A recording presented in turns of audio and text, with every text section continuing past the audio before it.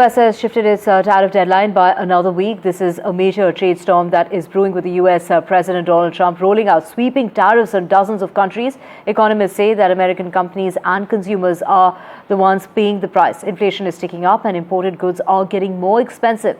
India, meanwhile, stands its ground, refusing to bow to pressure over Russian oil and trade demands. Do remember that India getting its oil from Russia has been a sticking point as far as the U.S. is concerned. However, India has continued to maintain saying that they need to really look out for national interests first, and that is where the focus really is. Now, this as U.S. President Donald Trump has hit out at New Delhi, and it's U.S. Secretary of State Marco Rubio who has said that India's purchases of Russian oil are helping to sustain Moscow's war efforts in Ukraine. Listen in to his entire interview. So as you know, the trade deals are coming down. That's not really your purview. You have enough on your plate.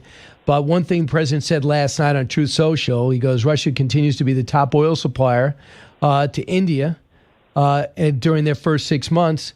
They're making up 35% of the overall supplies. He, quote, India will therefore be paying a tariff of 25% plus a penalty for the above starting on August 1st.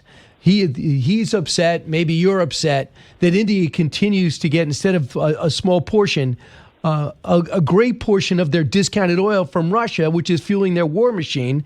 How disappointed are you in a so-called ally? Look, global trade, India is an ally. It's a strategic partner.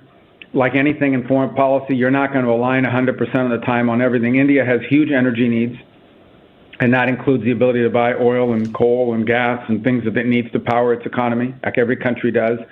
And it buys it from Russia because Russian oil is sanctioned and cheap, and meaning they have to, in many cases, are selling it under the global price because of their sanctions. Yep.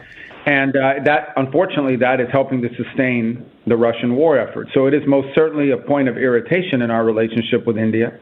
Not the only point of irritation. We also have many other points of cooperation with them. But I think what you're seeing the president express is the very clear frustration that with so many other oil vendors available, India continues to buy so much from Russia, which in essence is helping to fund the war effort, right, and allowing this war to continue in Ukraine.